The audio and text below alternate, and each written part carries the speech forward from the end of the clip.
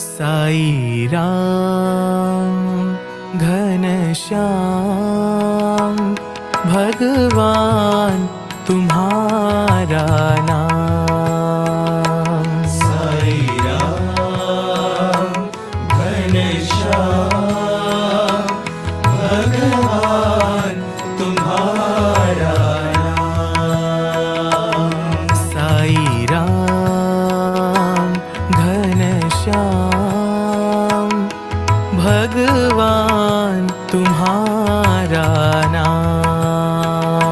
साई राम घनश्याम भगवान तुम्हारा नाम।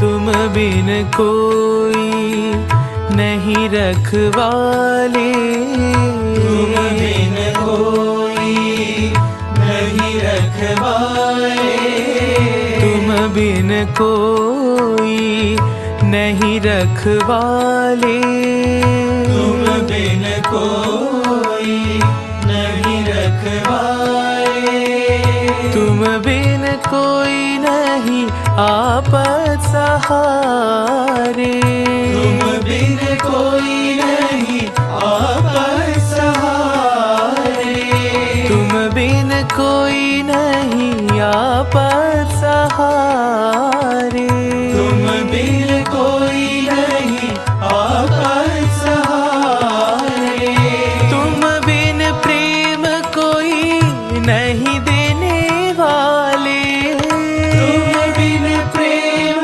कोई नहीं देने वाले, तुम बिन प्रेम कोई नहीं देने वाले, तुम बिन प्रेम कोई नहीं देने वाले, तुम हो मेरे आत्मा राम बाबा, तुम हो मेरे आत्मा राम बाबा, तुम हो मेरे आत्मा राम बाबा, तुम हो मेरे आत्मा राम बाबा।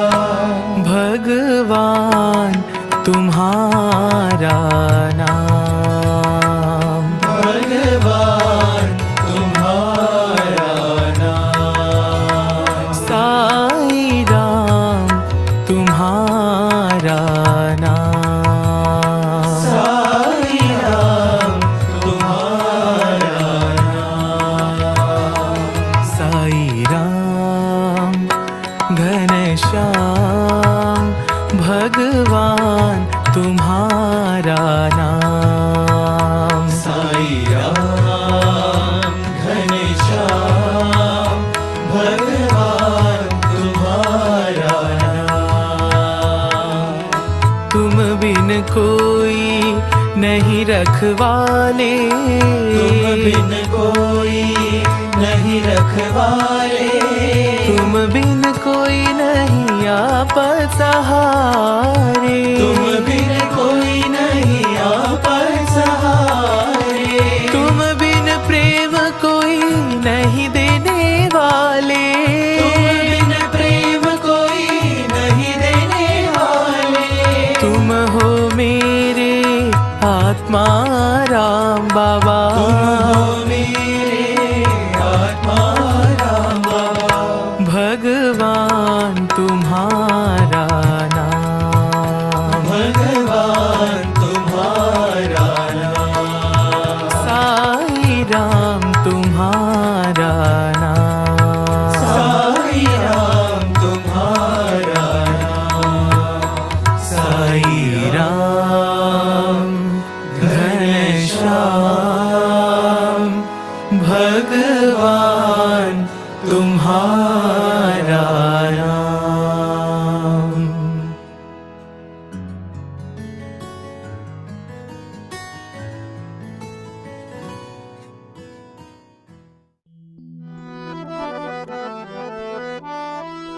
प्रेम से गाओ पावन नाम, प्रेम से गाओ पावन नाम,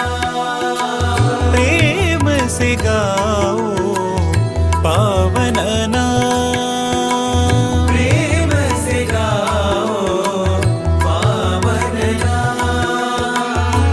राम राम रघुनंदन रामा, राम राम रघुनंदन रामा। राम राम रघुनंदन रामा, राम राम रघुनंदन रामा।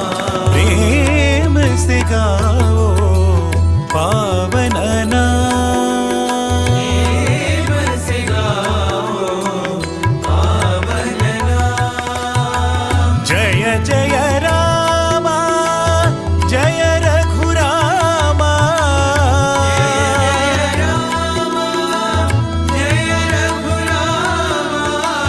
जय जय रामा जय रघुरामा, जय जय राम जय रघुरामा। जय साई रामा जय सत्यनामा, जय साई राम जय सत्यनामा। जय साई रामा जय सत्यनामा, जय साई राम जय सत्यनामा।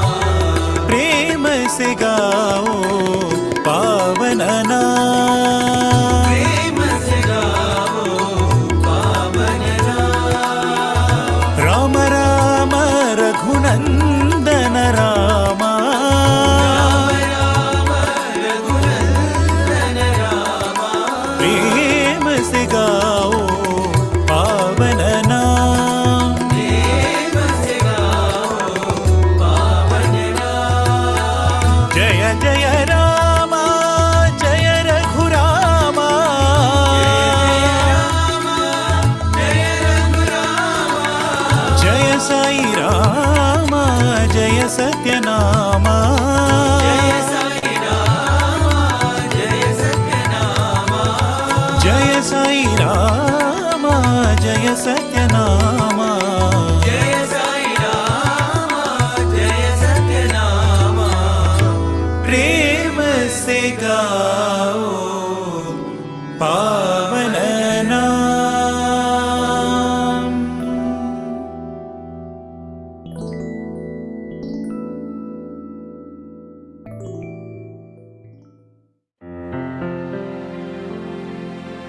प्रेम से बोलो एक बार साई राम। प्रेम से बोलो एक बार साई राम। प्रेम से बोलो एक बार साई राम। प्रेम से बोलो एक बार साई राम। बोलो राम साई राम। बोलो राम साई राम। बोलो राम साई राम। बोलो राम साई राम। प्रेम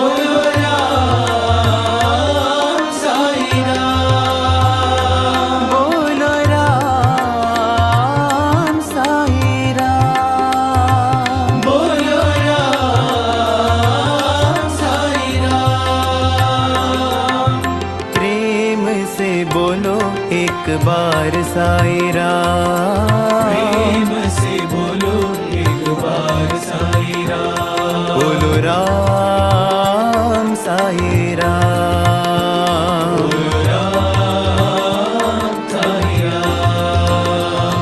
बोलो राम साई राम। बोलो राम साई राम। प्रेम से बोलो एक बार साई राम। प्रेम से बोलो एक बार साई राम। मधुर मनोहर राम। मधुर मनोहर राम। मोहन मूरत राम। मोहन मूरत राम। हे करुणा सिंधु राम। हे करुणा सिंधु राम। हे रघुपति राघव राम। हे रघुपति राघव राम। पतित पावन राम। पतित पावन राम। बोलो राम साई राम।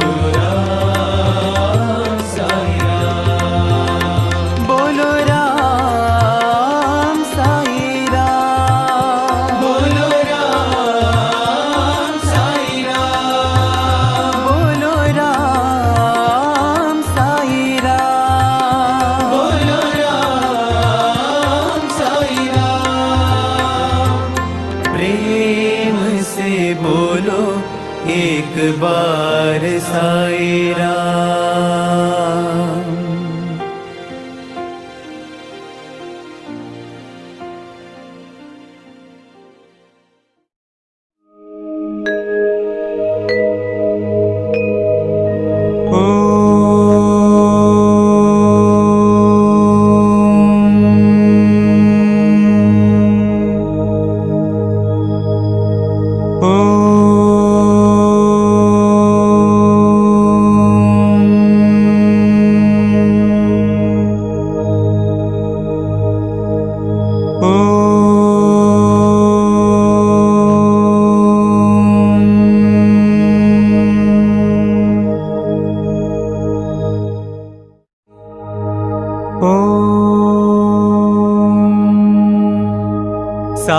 साईश्वराय विद्महे सत्यदेवाय धीमहि तन्नः सर्वः प्रचोदयात्।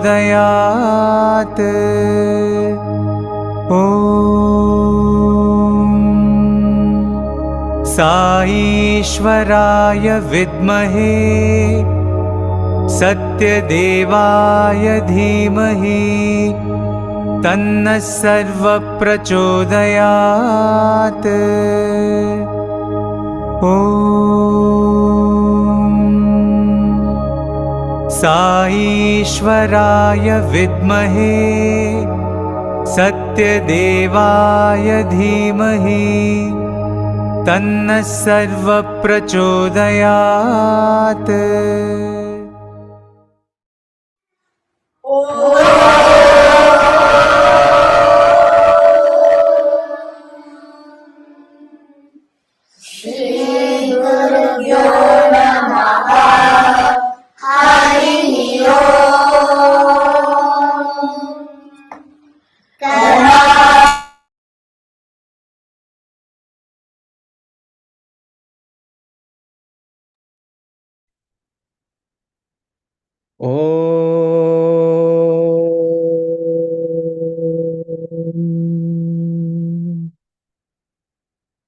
श्रीगुरुभ्यो नमः। हरिः ॐ। गणानां त्वा गणपतिगुं हवामहे कविं कवीनामुपमश्रवस्तमम् ज्येष्ठराजं ब्रह्मणां ब्रह्मणस्पत आनः शृण्वन्नोतिभिः सीदसादनम् प्रणो देवी सरस्वती वाजेभिर्वाजिनीवती धीनामवित्रयवतु गणेशाय नमः सरस्वत्यै नमः श्रीगुरुभ्यो नमः हरिः ओम्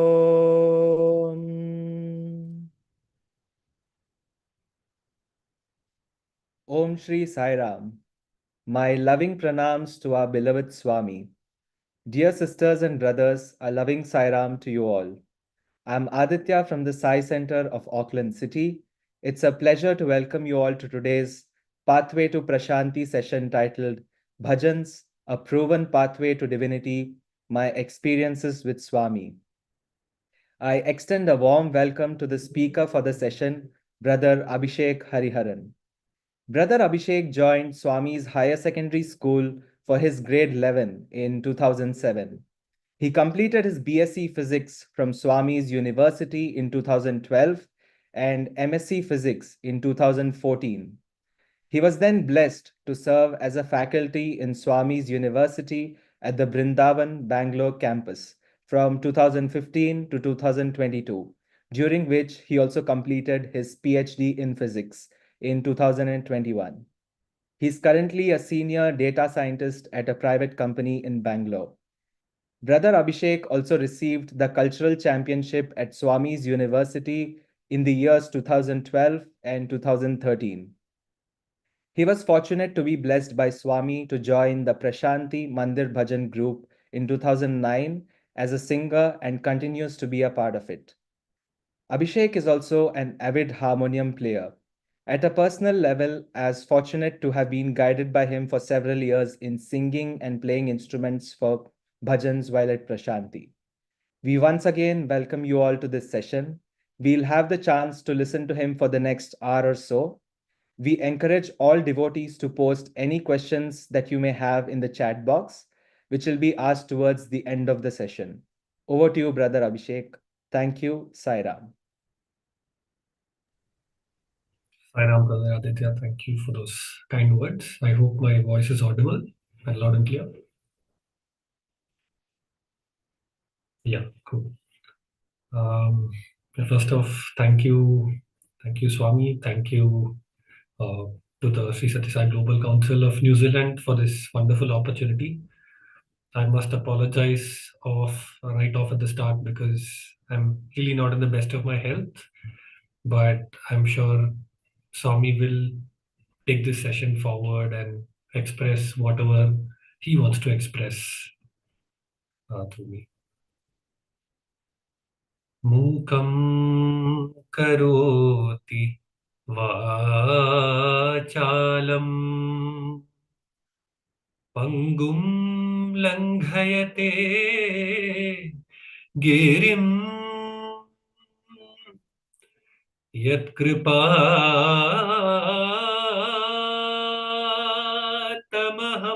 vande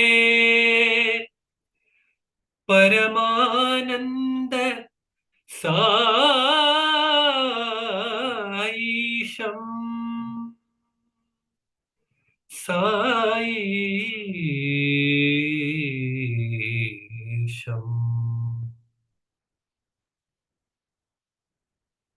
Mukam karoti vachalam, the one who makes the dumb be able to speak.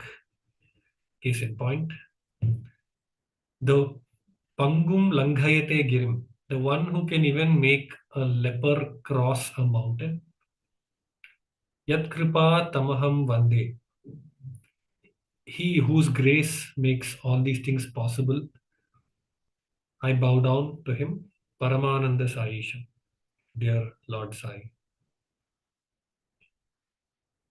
When I was invited for this session, I just had a look at this title called Pathway to Prasanthi, and I kind of thought to myself, what a beautiful title it is.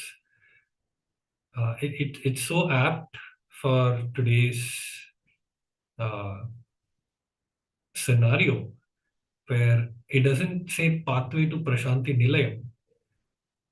Pathway to Prasanthi Nilayam would have been an anticlimax that said, get a flight ticket, go to Prasanthi, spend your time, and come back. Why I say that is not an apt title is not because Prasanthi Nilayam is uh, not the right place, but it's because Prasanthi Nilayam is the obvious choice for anyone to obtain Prasanthi simply by virtue of its name. But it is not physically possible for us to be there at every moment. And that is the inadequacy that I seek to address today. That while our hearts are always rightfully in Prasanthi Nilayam, our physical bodies cannot be in Prasanthi Nilayam all the while. And therefore, where does that leave us, right? That is why I feel the title is very aptly called Pathway to Prashanti. Prashanti is obtained in Prashanti Nilayam. Wonderful. But why did Prashanti Nilayam kind of acquire its name? I would say it's not because Swami has created these massive projects that continue to serve humanity even to this day. It's because of the presence of Swami himself. Right? Prashanti Nilayam acquired its title, its glory, because of the presence of a being who is filled with absolute, pure, and selfless love. And that's something that's so lacking in today's world when we see around. That is why Prashanti Nilayam is so special to us, because it reminds us of this being who is filled with absolute, pure, and selfless love. Now, having associated Prashanti Nilayam with Swami, one lesson that has continued to hit me hard through my journey as Swami student and through my journey knowing Swami is that if I ever treat this particular presence that I was talking about, if I ever treat this presence as limited to a particular form or to a particular place, I will definitely be made to suffer. Right? I'll very quickly take you through that journey.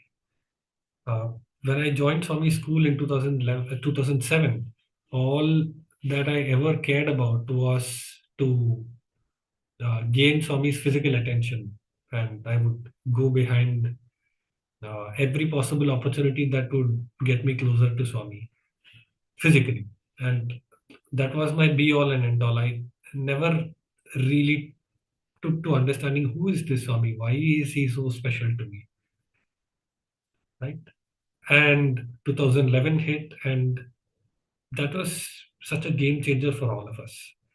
So that one singular point which connected Swami to us and the true Swami to us, which was his form, obviously, that was knocked off in 2011. And I don't know if I could say I was looking forward to Swami's dreams and uh, looking at his form again, because I did, and I never found that Swami appeared in my dream whenever I wanted. Right? So that form was knocked out of the equation and said, hey, now look beyond. Who is this Swami really? And what does he mean to you? And therefore, in my journey, I had tried to connect to Swami through several other things. Right? Firstly, it was other people who, at that point in time, when you just needed someone, uh, you you I probably went behind people who claimed they could connect to Swami, and I burnt my fingers. And then it was Swami's chosen instruments. Then, when all of that did not suffice, I said, no, I must remain in the place where Swami has spent all his life. Puttaparthi became the center of my attraction to Swami. I would connect to Swami only through Puttaparthi, and therefore I joined the institute. But I joined the institute and I was in the Brindavan campus, and Puttaparthi was not accessible very often. So can I connect to Swami only for once in a few days every month, or a few days for every year? You see how this pattern of insufficiency keeps going on, right? I did join the institute. I did join the Prasanthi Mandir Bhajan group, and those were wonderful, wonderful um, conduits to connect to Swami. But at one point in my life, situations happened where I now had to move out of that as well. And what does that leave me with? Now I don't have Swami's form. I don't have other people. I don't have Puttaparthi. I don't have the institute. I don't have the Prashanti Mandir Bhajan group on a daily basis. I'm saying, right? We can still go to Prashanti once in a while and get recharged. But what happens when we don't have these things on a daily basis? And that leaves us with one of two things. One is the name of the Lord and all the qualities that he represents that evoke love in us. Evoke that same love in us which initially got us to Swami. Right? We have to roll back to the time when what made Swami special to us for the very first time. And I'm sure the answer is in different words, but the central message is the selfless love that we all felt. So, what are the qualities of the Lord that evoke that selfless love in us? And the name of the Lord, of course. The name of the Lord itself is so special to us simply because it evokes that love within us. The second is, of course, Swami's literature, which is now thankfully widely available because of the great work that the Sri Sathya Sai Global Council is doing. But I'll leave the latter part aside for now. For today's session, we can focus on the former. We have the name of the Lord and the qualities of the Lord that evoke in us. And what better way do we have to express, or what better way do we have to kind of dwell on this particular aspect of the Lord, the name and his qualities, rather than in a musical form? And hence bhajan. Very quickly, we distinguish between what bhajan is in today's form versus what is a kirtan in the traditional form. Mostly, a kirtan would be a solo musical that a composer or a devotee kind of sings and expresses his devotion to Bhagavan in whichever form. And there is the other category, which is bhajan, which we all do together as a group.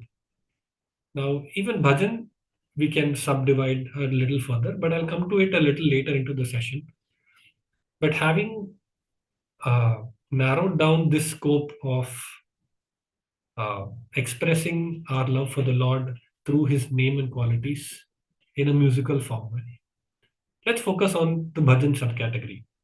Now, we all are part of the Global Council. We are part of our respective samitis. We are all singing bhajans, right? But let's kind of firstly define, and this is going to be the major focus of what I thought I should express today. What is the purpose of a bhajan session?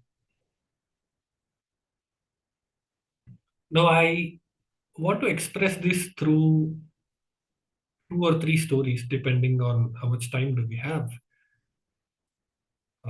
What can a bhajan do? What can a bhajan session do? And to this, I'll just start with one of the stories that I've shortlisted for today. So there was this young boy who had been with Swami from a very young age, and he used to be a very good singer, and he had sung in Swami's presence from his childhood. And at one point during his college days, once his education was uh, over and he was waiting for Swami's instructions as to what he should be doing next, one day, just out of the blue, Swami looked at him, called him, and said, "Hey, boy, pack your bags and leave." And this was just out of the blue, right? No prior indication of Swami giving you a warning or anything of that sort. Hey, just pack up your bags and leave. Now, this boy, from a very young age, he had come to Swami, right? And so he had left his parents and he had found true Prasanthi at the feet of the Lord. Now, where else to go, right? There is no other place to go, there is no other place to look forward to. So, while he heard the instruction, pack your bags and leave, he followed only the first half of that. He did pack his bags, but he did not leave because he didn't know where to go. Simple. So he packed his bags and he left the hostel, but he used to stay outside and then kind of come and have Swami's darshan. Swami used to walk around the ashram during those times, and sometimes he would complain to the elders. He said, "Hey, I saw that boy there. Why is he still around? Did I not ask him to go? Why is he here?" And Swami used to kind of play with the heartstrings of this boy, and he would not allow a single opportunity for this boy to even see Swami.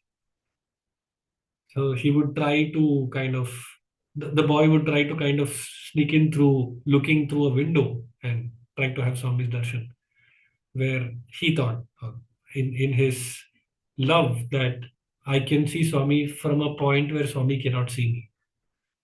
Right? Those are things that we would kind of have when we're young. And this went on and on, where he would try to go and see Swami at a place where he would not be seen by others or by Swami. But Swami would always find a way and say, "Hey, I saw that boy in the ashram, tell him to pack and leave." And this boy's heart is churning, churning, churning because he doesn't know what went wrong. Right? Everything was going smooth for so many years. He was, um, excuse me, he was singing in the presence of Bhagwan for so many years. He was he was a very good boy at that. He did not have any complaints as such. So it was all very perplexing. He couldn't understand why Swami was doing this. And then again, one day, out of the blue, Swami just told some of the elders there, "Okay, that boy can come now and he can sing again." Right? And this is just the, I don't know a better example of any other story than this for the message that no reason for love, no season for love. Right? So that boy had to go through something, burn his karma or whatever. That's just probably explanations that we have to satisfy our own mind. But there's just no reason for love, no season for love. And this boy, after being put through this sort of a yearning and sadhana for 3 months, is now allowed to come back and sing in the presence of Bhagwan. The day is Krishna Janmashtami, and Swami is there, physically present in all his glory, in the beautiful yellow robe that we would have seen pictures in. He's standing at the edge of the Brindavan ashram. If you've seen the Brindavan ashram, there is the podium where Swami stands, and there is also a railing. And Swami is walking up that railing and beginning to go back to Trai Brindavan, to his residence. Right? And then that is when this boy gets the opportunity to sing. and he breaks into a song.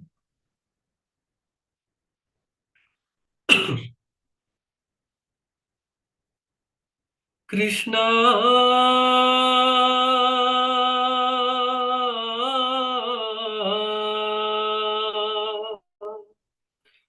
Krishna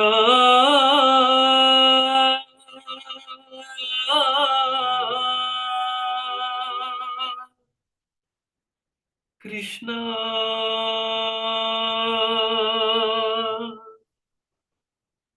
Madhava Mohana Shama Gopala. And the bhajan continues. And that Swami, who was getting ready to make his way back into his residence, just holds the railing and freezes for the entire bhajan. The Lord is just arrested and he's standing there looking at this boy for the whole bhajan. And then when the bhajan is over, without a word, he just leaves. That is the power of a bhajan. It can, the Lord who is moving away from you, it can arrest him and make him, force him to be in your presence. Or rather, force yourself to be in his presence, relatively. And now, this is what every single bhajan can do. It's not just about a Krishna bhajan, it's not just about a Rama bhajan. Any bhajan has the power to do this. It's the intensity that matters. This boy wept for 3 months to be in Bhagwan's presence. And then the yearning of 3 months culminated in one single moment where he arrested the Lord. What can the bhajan also do? This is another purpose of a bhajan. So, excuse me. Brother Avinash told me that each of you are also looking forward to the Akhanda Bhajan that's coming up. So I thought I'll narrate one incident for posterity's sake that's related to the Akhanda Bhajan. The Akhanda Bhajan was a tradition started by a group of devotees in Bangalore who used to go to Swami and come back, and nobody used to believe them. It's just a group of 8 families who used to believe in Swami, go to Puttaparthi through a series of travails and then come back. And to commemorate a year of them knowing Swami, they wanted to start a 24-hour bhajan. And that's how it started. And slowly, the popularity kind of began. And many people used to participate. And it was one such bhajan where, one such Akhanda bhajan where one of the devotees had come up to the coordinator and he had all these leukoderma patches on his skin. And he was a very young boy. He used to sing very well. And he goes to the coordinator and says, Sir, for this Akhanda Bhajan, I know that Bhagavan is coming here physically. And I know that you have very close access to Bhagavan. Why don't you speak on behalf of me and ask him to cure my leukoderma patches? Because these patches are not allowing me to be settled in life. I just want to settle in life. I want to get married and lead a normal life. And this is not possible. Nobody's accepting me because of these patches. And the coordinator, in his definitely right mind, said that, oh, young brother, I don't think it's a good idea for me to represent you on behalf to Swami on behalf of you. It's best that you ask Swami directly. See, I know that you are a singer, and why don't you come and participate in the Akhanda Bhajan that's happening? Swami is going to be present for all the sessions, and whenever he is there, if you get an opportunity to talk to him, why don't you ask him yourself? That would be the proper way. And this young boy took it in the right spirits. he participated through the bhajan. So Swami had come at around 6 in the evening, and the bhajan had started, and it was well into the night. Swami had gone back to his residing quarters, which was the coordinator's home, and it was well past dinner time, and there was also a downpour in that area which was happening. And remember, this is the time when Akhand Bhajan used to happen without all the mics that you know of today, or the live streaming. This is the Akhand Bhajan of the 1940s and the 1950s, right? It's just a whole group of people singing, no mic, nothing, no extra paraphernalia. And just 1 minute. It's well into the night, at around 9:30, and Swami is about to retire to his room in the coordinator's house when all of a sudden, while he's sitting in the living room, Swami says, "Hey, Padmanabhan, get up. We have to go back to the hall. We have to go back to the hall." Padmanabhan was the name of the coordinator. And he's suddenly panicking, and he said, "Come, let's go. Let's start now only." And the coordinator, naturally, he's a bit concerned, and he says, "Swami, suddenly, why are you asking this? We just came back from the hall, right? You spent a good 2 hours at the hall. You have come from Parthi today only. You must be very tired. Why don't you rest? I will take you tomorrow, very early in the morning. No problem." But Swami continues to show this sense of urgency, and the devotee also continues to show his concern for Swami. And at one point, Swami says, "If you don't take me now, I will walk out of the house. Doesn't matter if it's raining. I will walk and go to the hall." Now, now the coordinator had no choice, right? He has to take Swami. And he says, "Okay, Swami, if you're this, there must be a reason for why you're saying this. I will take you immediately." So he takes his car out, and they take Swami to the hall. And this young boy is sitting there, his eyes closed, and he's singing this bhajan with all his heart. दर्श दिखाओ मेरे साई नंद लाला, दया करो मुझे कृष्ण गोपाला, देवकी नंदन दीन दयाला, मथुरा नाथा मदन गोपाला, साई नारायण सदा कृपाला, दया करो मुझे Krishna Gopala. So he's singing the first speed, and by the time the first speed ends, Swami has already come into the hall. He's unaware of all of this. He's just closing his eyes and singing his heart out. Remember, no mics, so there's no way Swami could have physically heard it in the coordinator's house. The coordinator's house was quite a distance away from the hall. And the second speed is going on, and Swami walks from his entrance, stands in front of this boy. Again, this boy is unaware the whole time that Swami is standing in front of him. And as the bhajan ends, the boy opens his eyes. Swami puts his hand on top of his head, blesses him, and in front of every single person in that hall, there was a gasp let out, because in front of everybody's eyes, that person's patches just vanished. The patches just dropped and vanished.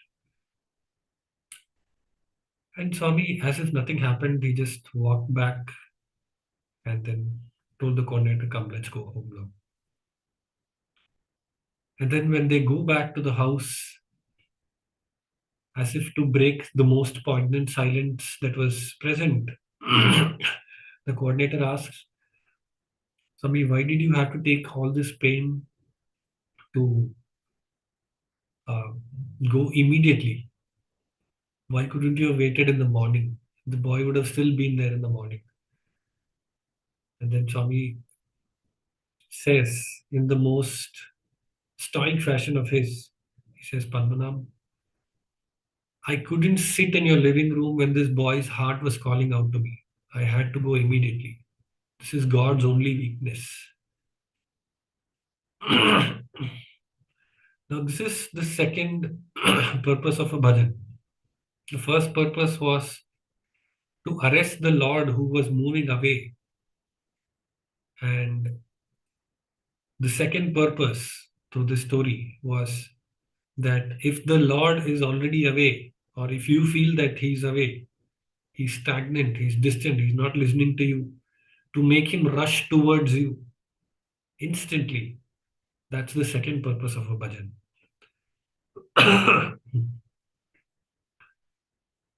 So, with these two stories, I think the whole purpose of the bhajan session is only and only to connect with the Lord in one of these two manners, right? If you're already feeling his presence, you want to arrest him right there. You express your feeling through the bhajan. If you feel that he's distant, then you will make him instantly rush towards you.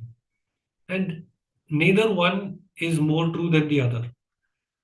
Okay, I'm sure a lot of you are Harry Potter fans out there, and in one of the, I think it is the last movies, the part 7.2, right?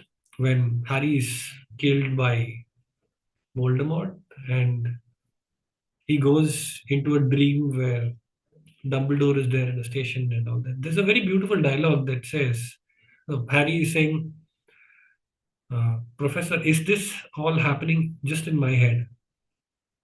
Is it untrue? And then Dumbledore says, just because it is happening in your head doesn't need to mean it's untrue. Right? Now, this is particularly true for each one of us. Each one of us has experienced Swami in such a different and diverse way that we might never know what in a bhajan or what incident can trigger our tears. What is true for us at that moment need not be true for anybody else, but it's true for us. Right? If we feel at that moment that Swami is moving away, yes, that's true for us. It need not be the same for anybody else. If we feel that Swami is far away, that's true for us. It need not, there is no need for a validation from anybody else when it comes to such a personal connection. And given that this is such a pure, pristine, and personal connection, there are things that we ought to do to continue to hold it pristine, pure, and selfless. Right? And even in bhajans, I want to now go to the division which I spoke about earlier.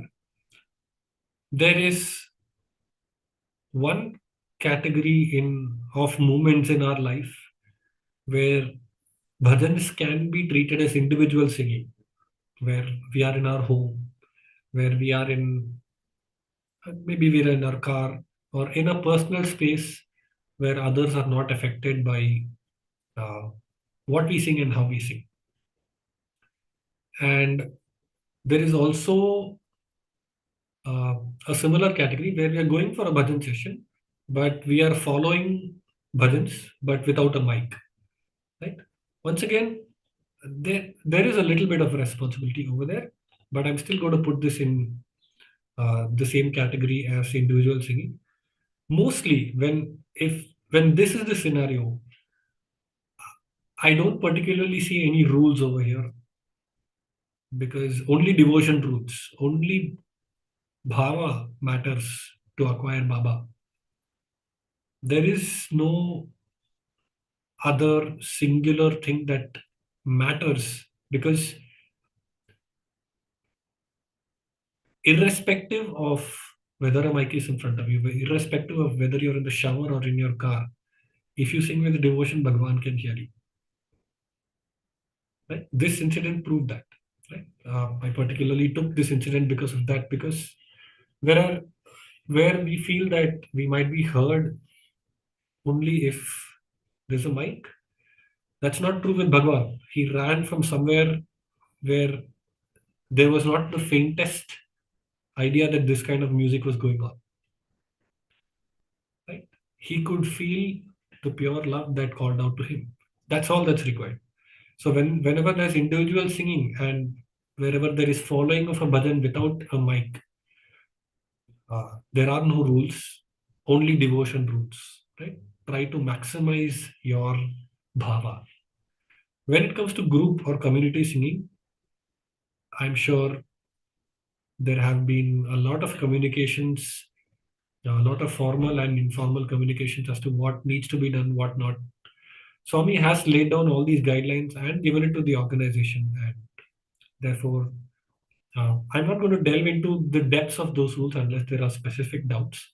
But I just want to say that all the sadhana that you do for the group or community singing is only and only to ensure that you do not come in the way of the devotion of these other devotees who are following without a mic. Right? All our sadhana is just that, because they are devoted on their own. They don't need a particular singer to come and evoke their devotion. All of Swami's devotees are connected to Swami through their own devotion. They are calling out to Swami because of their own travails in their life. Right? They don't need a specific person to evoke devotion. So all that you need to do now, if you've stepped up to be somebody who is taking the mic, it's a huge, huge responsibility. And the responsibility is only that you don't get in the way of their devotion. What do we need? Very simple things that you need to do to not get into their devotion. Stay on Shruti, stay on scale. If you're off key, if you're not following if you're not singing the bhajan the way it is supposed to be, now I'm sure all of you are following bhajan a day, and that's like the best reference for how to sing a bhajan. Right? Try yourself to align as much as possible to those that style of singing, so that there's one standard for everybody. And try, please try not to give too many turns, because God is not somebody who is looking for a musical turn to reach out to you. Yes. So the complexity of a bhajan is not the criterion to call out to Swami. Even if the bhajan is complex by itself, if you sing it simple, nobody is going to chide you for that. So try to sing as simple as possible. The point of a bhajan is that everybody is able to follow. Each and every person in the session is able to connect to Swami. So um, if there are questions on that, maybe we can delve specific examples on that. Yeah, and every single day in the morning, as soon as you get up, I'm not saying you should get up at a certain time and do this practice, but whenever you get up, please sit for some time and practice standing on scale using Om and Hari Om. I'm sure Brother Aditya can give you more details on that. We've done it together in Brindavan, so he will definitely be able to guide you more on that. But that's an essential practice every day. I do it even today. to keep my voice in shape, and that's been something that's really, really helped me both as a student and just as a person in general. And one thing which I don't see this opinion being given a lot, but there is no substitute to formal musical learning, right? Um, so some people may be uh, averse to a formal musical learning because they may not like the classical songs, and that's completely fine.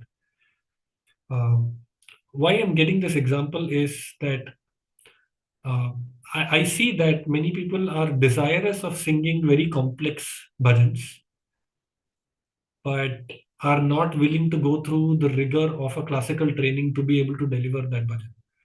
Now, I just feel that's a bit contradictory because uh, there are those bhajans that require that kind of a training, but it's also okay to not sing those bhajans, right? You have close to 2000 bhajans, and I mean more being composed to date, but at least as of date there are 2000 unique bhajans, and you can definitely choose something that you can sing with the level of training that you have. You need not always go for a complex bhajan. Once again, the Lord does not respond to complexity, only bhava. Okay, so if you are open to formal musical learning, that's really, really good. Uh, because a lot of times people say that, oh, I'm not able to sing that bhajan because I did not undergo any formal training. Well, it's a good time to start now, at whatever age you are in. There is no age bar for starting to learn classically. Uh, like one question which has guided uh, uh, in this aspect is that 5 years down the line, 10 years down the line, do you want to give the same excuse for not being able to deliver the bhajan? I don't think so, right? So it's not that you will be able to deliver the bhajan immediately tomorrow. But like all good things, a formal training does require some amount of dedicated part of your life. You've gone through education for 12 years, 14 years, whatever, but that's the kind of training that it requires to do anything good. You're good at whatever you do right now. You're good. You're so good that somebody's paying you to do your work, right? That's because you went through that rigor of 12 to 14 years.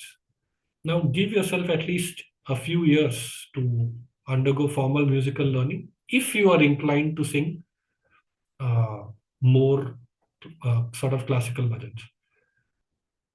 Yeah, I think regarding the practices and what you can do to sing better, I'm going to stop here.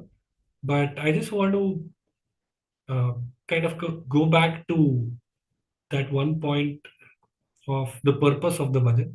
So even when you sing, whether on mic or without mic, whether for yourself, what can really help you get this bhava out is you know the lyrics of the bhajan by heart, and not only do you know the meaning of every word of the bhajan, but also kind of what the bhajan means is only 1%. But what the bhajan means to you is the rest of the 99%. Because when you say, for example, if someone says Kodanda Rama, for for you it can mean something so different. For me, it can mean something so different. And I'm going to go back to the Dumbledore example.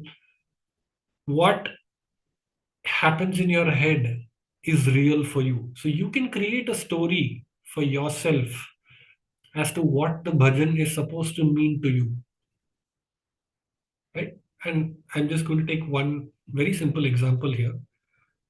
Uh, so I was thinking about this one particular bhajan for one of the workshops earlier, and I just wanted to quote this and kind of wrap up the session from my end.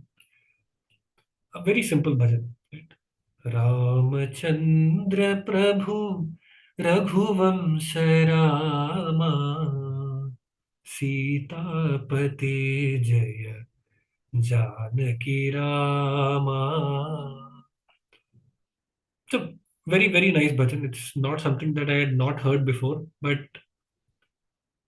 one one particular Thursday I was supposed to sing this bhajan, and the previous day I was sitting and ruminating over, okay, there is more to this bhajan than just praising of Lord Rama. I want it to mean something to me, so I created this story for myself, and each of you can do this for each and every bhajan before each and every session. That's the best and the most ideal way to go. So the first line is calling out to Lord Rama, waking him up from his slumber. Ramachandra Prabhu Raghuvamsa Rama. The second line, Sitapate Jaya Janaki Rama. Sitapati. So the Lord is already described as Sitapati, the one who is the consort of, uh, sorry, the one who is the Lord of Mother Sita. And while there are multiple incidents of Mother Sita showing her purity and penance and whatnot, right? She's the epitome of motherhood in the entire of Ramayana. But there's this one incident which continues to baffle a lot of experts, divide opinions.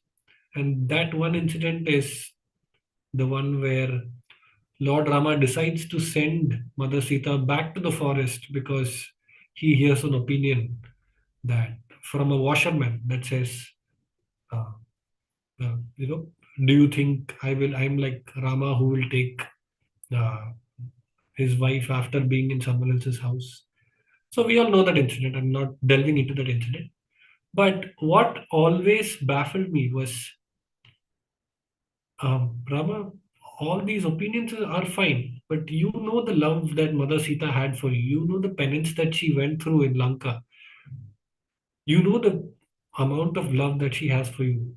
Why did you give weightage to somebody's random opinion over the love of, I mean, that's the love that every Indian kind of epitomizes.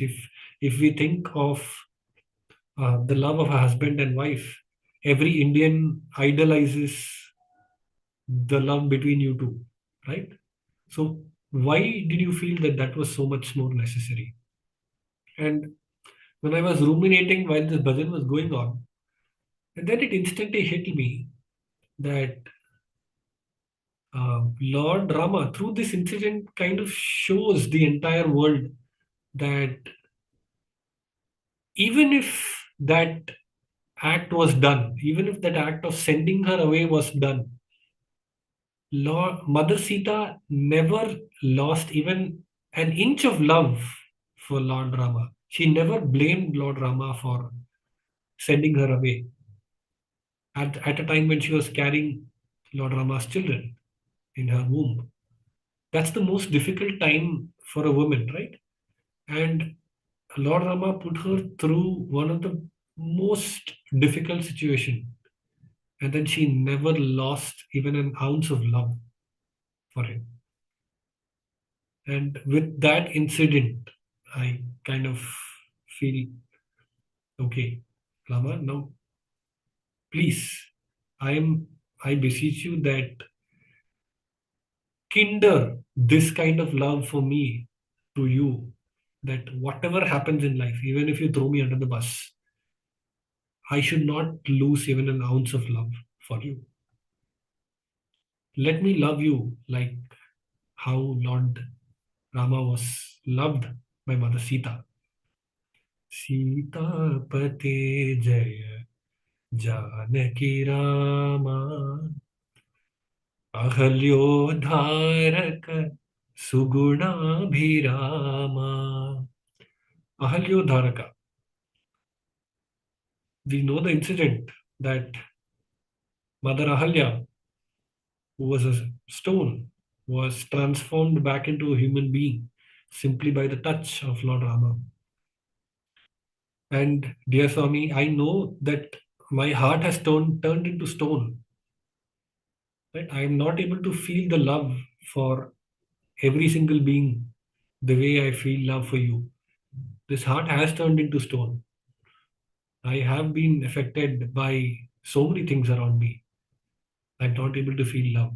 And I need your touch, your feet to be able to feel that love again. So therefore, please touch me and redeem me so that I can feel that love again. Ravana Samhara Kodanda Rama. Swami, this demon Ravana is within me today as the demon of anger. I always get very angry. I just have to step out of my house and drive into the traffic, and I get very angry. Right? The simplest of things, a soap falling out of my hands can make me angry. I'm so fragile, Swami. Please use your Kodanda and kill this anger within me. This demon is residing within me even today. Please kill this. Ravana Samhara Kodanda Rama Ayodhya Rama Pattabhirama. Swami, so these two things, if you do, right, when you touch me and redeem me through your love and destroy this demon of anger within me, I will make this heart an Ayodhya and crown you I will crown you as the king of my heart. Nava Nava Komala Shri Sai Rama. Swami, what will happen if I do that? Every moment will be so new and so fresh and so full of love that I will celebrate you in my life. Sita Pati Jaya Janaki Rama. Let me, dear Swami, please feel the love for you that Mother Sita felt. Let me feel this unconditional love for you the way you have shown me. Now, this is a story that I had created for myself. This is not a story that needs to be true for anybody else, but this is true for me, and I'm content with that. So, each and every one of you can create a story for yourself for every bhajan that you sing, to feel the bhava that you need to feel to either arrest the Lord who's moving away or to make the Lord who is stagnant and distant come close to you. I think we are almost at time here, so I'm going to stop here for maybe a few questions.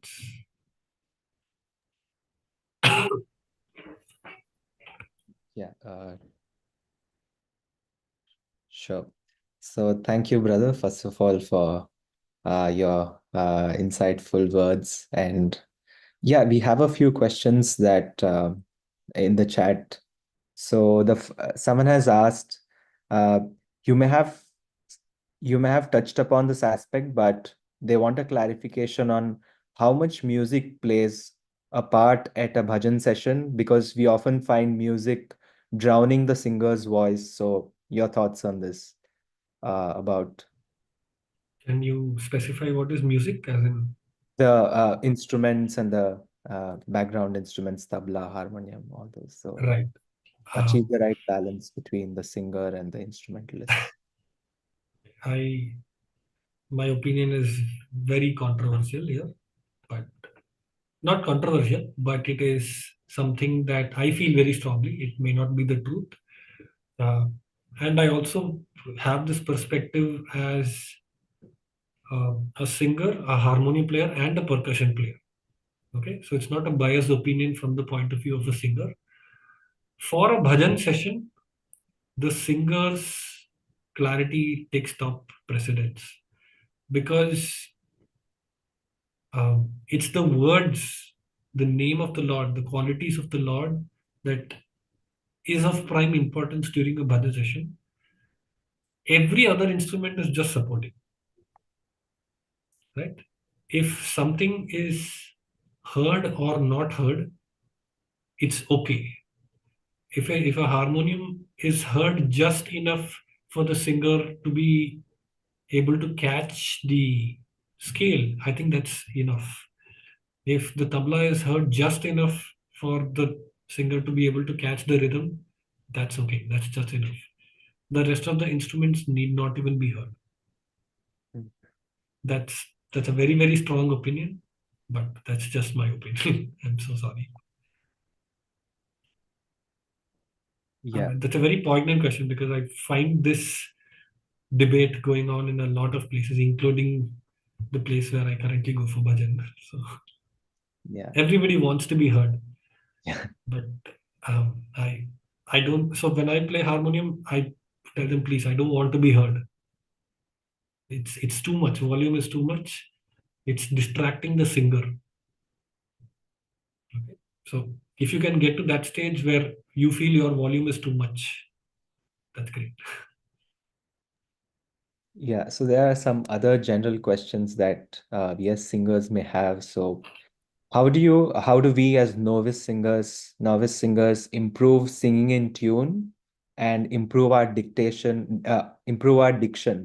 besides, syncing in the group and learning from recordings? So how do we go about this process as novice singers?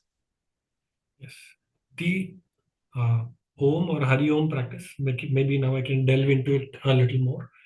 This is something that I have been continuing since my student days, and it has helped me immensely.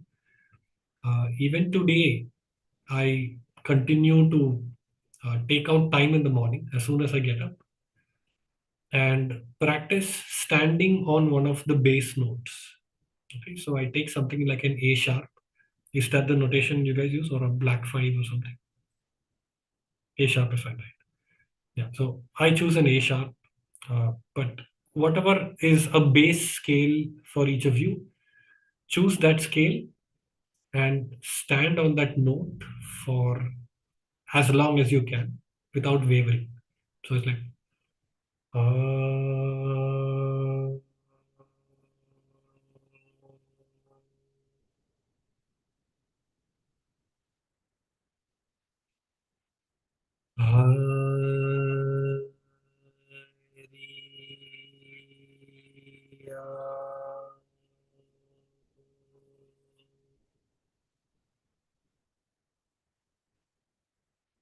right. So in both these, we stand on each of the syllables.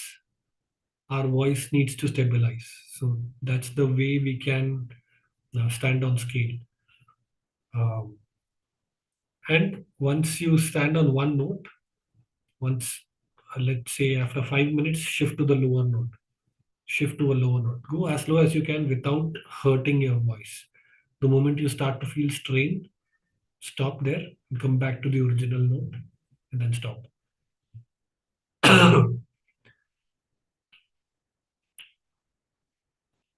Sure.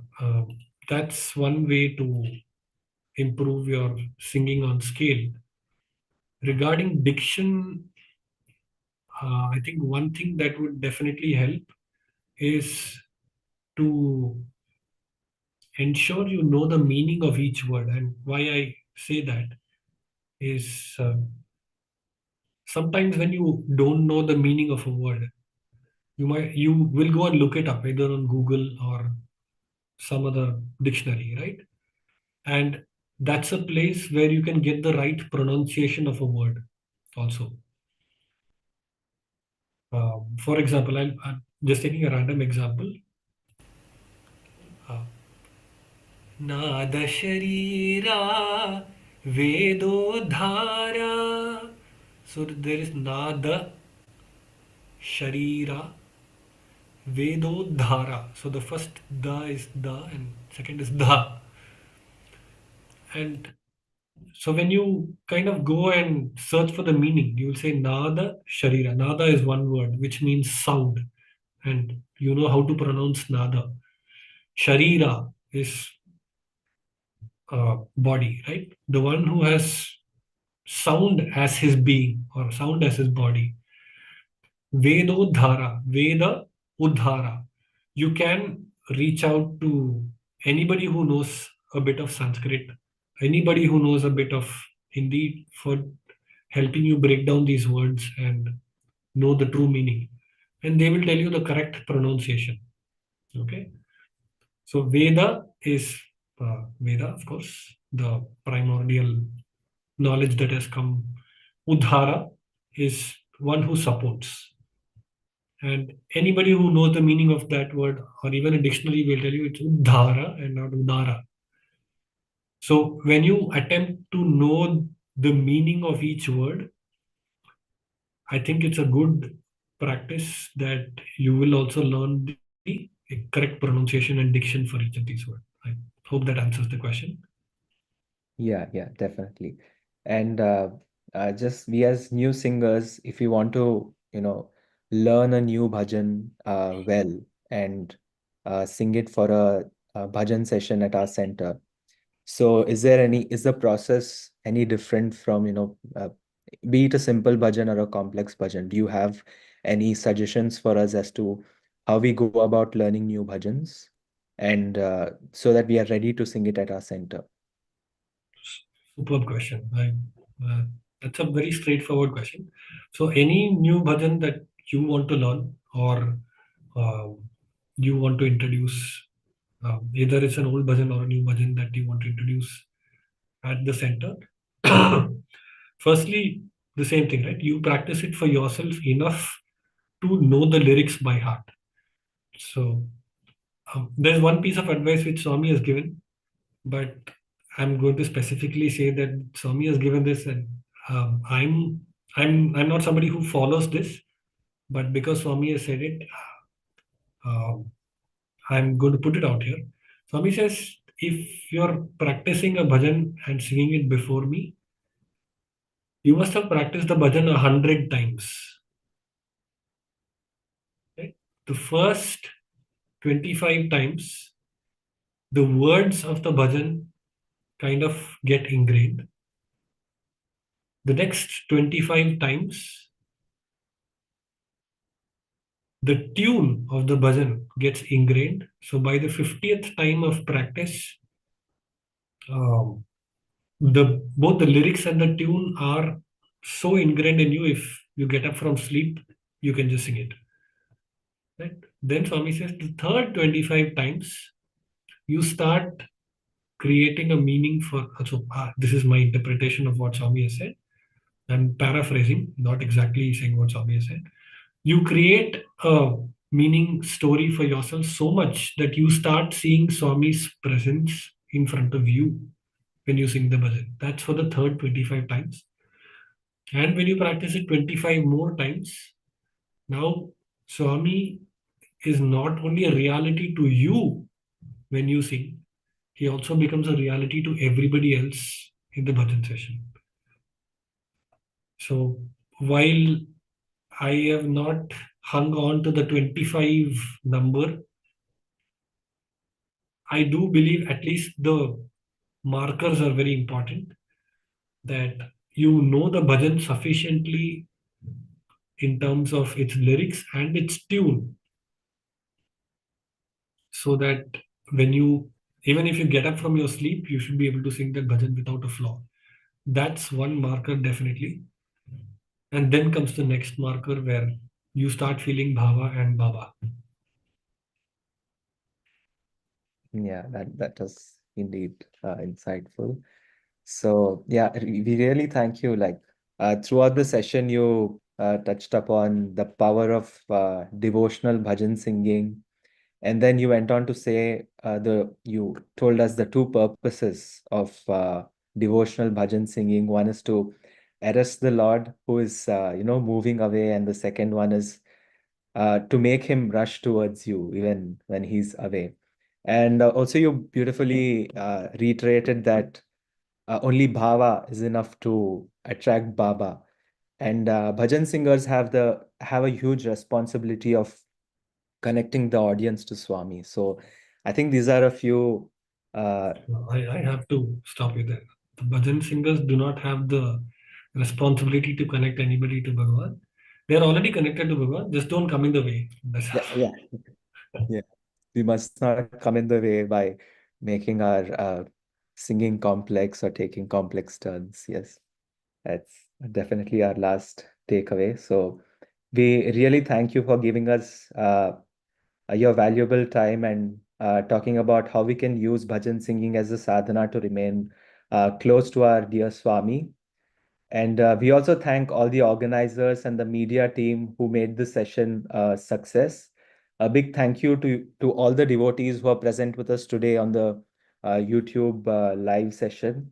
And I'm confident that we have all these lessons that we can take away and apply for our bhajan singing back at our centers. We'll now end the session with 3 bhajans and Mangalarti. Thank you. Sai Ram.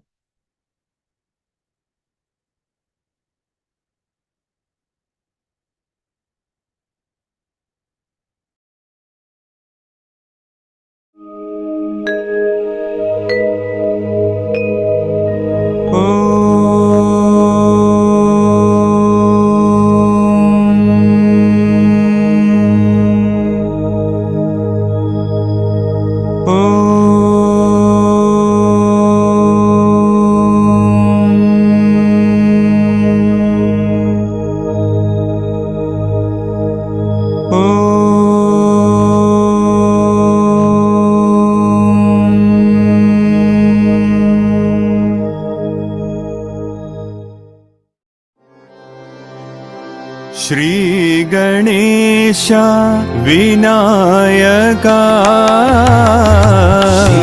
Ganesh Vinayaka Shri Ganesh Vinayaka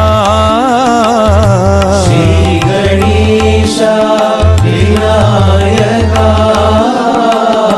विघ्न विनाशक विनायका विघ्न विनाशक विनायका विघ्न विनाशक विनायका विघ्न विनाशक विनायका मंगलदायक विनायका मंगलदायक विनायका मंगलदायक विनायका मंगलदायक विनायका भव भयनाशा विनायका भयनाशा विनायका भव भयनाशा विनायका भयनाशा विनायका पर्तिपुरीश्वर विनायका पर्तिपुरीश्वर विनायका पर्तिपुरीश्वर विनायका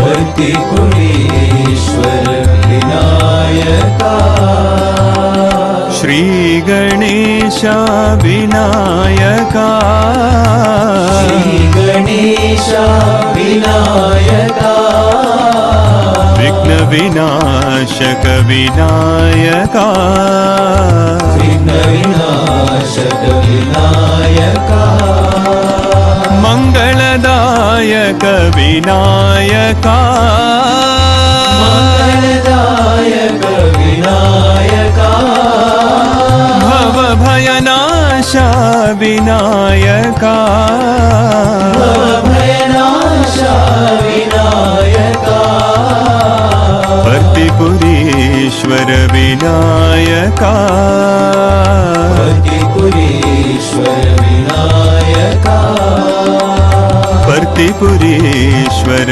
विनायका भक्तिपुरीश्वर विनायका श्री गणेश विनायका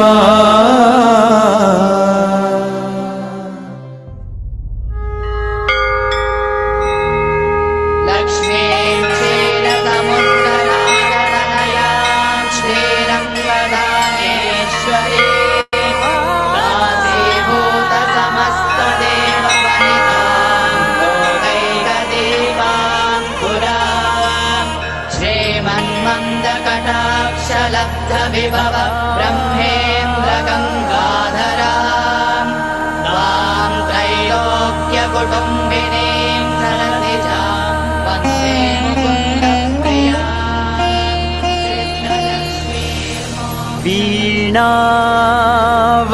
वीणावादिनी सरस्वती माता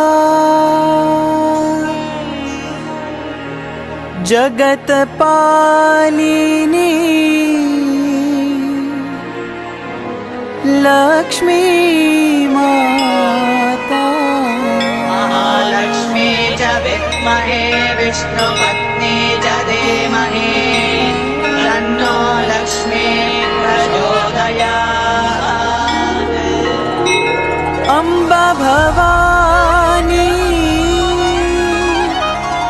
गौरी माता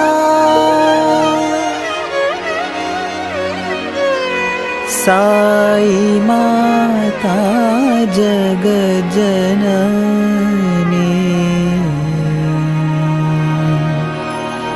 माहे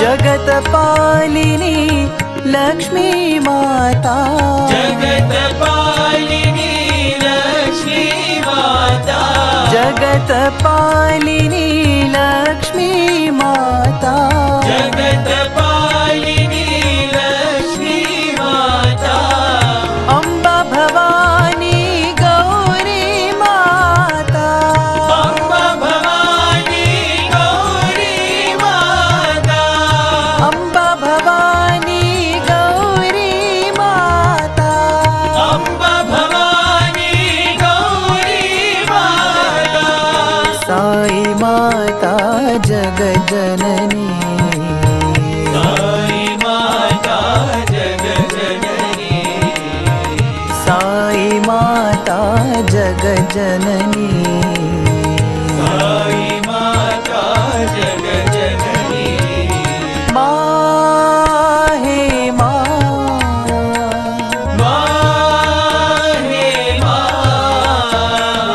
माहे माहे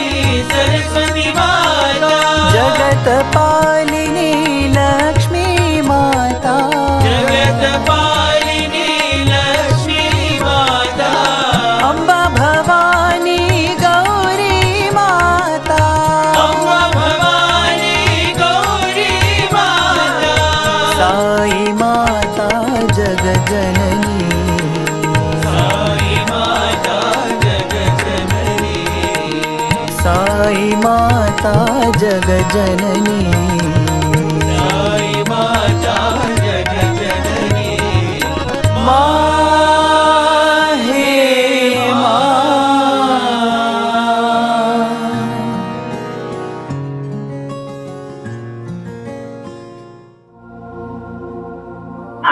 अम्बशंकरी परमेश्वरी जतिशेखरी अम्बशंकरी परमेश्वरी जतिशेखरी अम्बशंकरी परमेश्वरी जतिशेखरी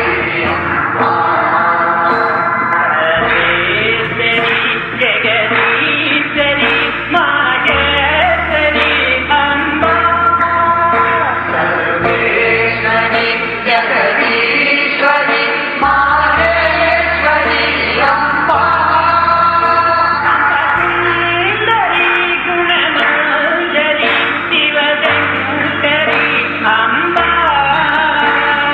सुंदरी गुणमंजरी शिवशंकरी अम्बा सुंदरी गुणमंजरी शिवशंकरी अम्बा सुंदरी गुणमंजरी शिवशंकरी अम्बा कादम्बरी श्वेतांबरी हरिचोदरी अम्बा कादम्बरी श्वेतांबरी हरिचोदरी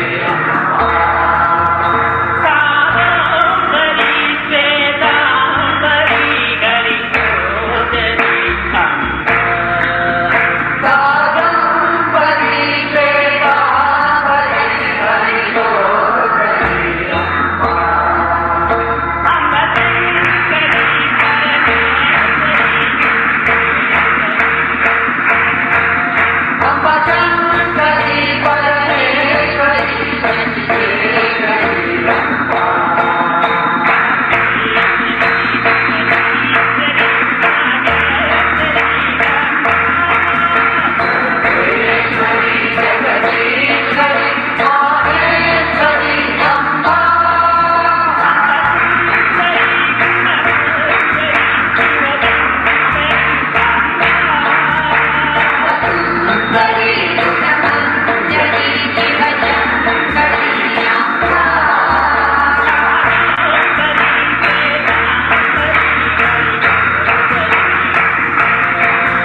कादम्बरी श्वेतांबरी हरिचोदरी अम्बा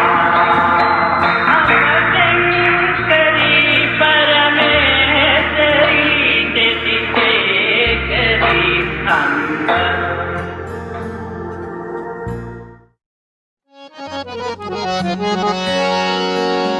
ओम जय जगदीश हरे स्वामी सत्य साई हरे भक्त जना संरक्षक भक्त जना संरक्षक पति महेश्वरा ओम जय जगदीश हरे शशिवदना श्रीकरा सर्वा प्राणपते स्वामी सर्वा प्राणपते आश्रित कल्पलतिका आश्रित कल्पलतिका आपदान्धवा ॐ जय जगदीश हरे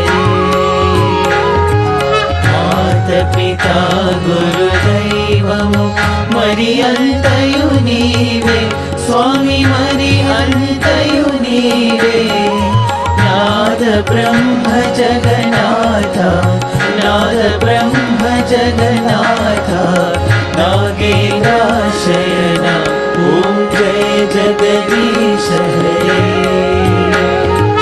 ओंकार रूप ओजस्वी हो साई महादेवा सत्य साई महादेवा मंगल आरती अंधुको मंगल आरती అందుకో మందర గిరిధారి ఓం జయ జగదీశ హరి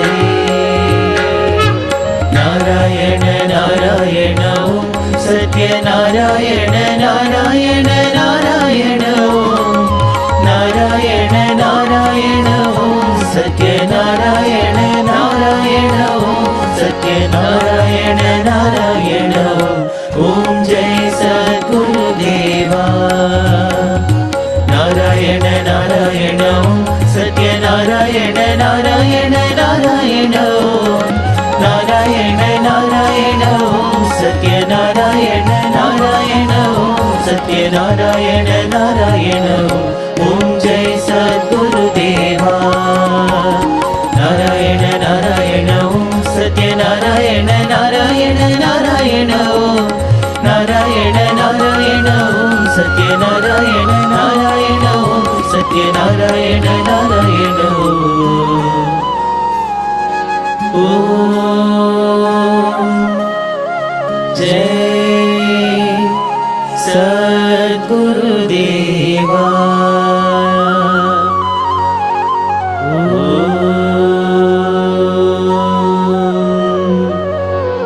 शांति शांति शांति समस्त लोकाः सुखिनो भवन्तु समस्त लोकाः सुखिनो भवन्तु समस्त लोकाः सुखिनो भवन्तु ॐ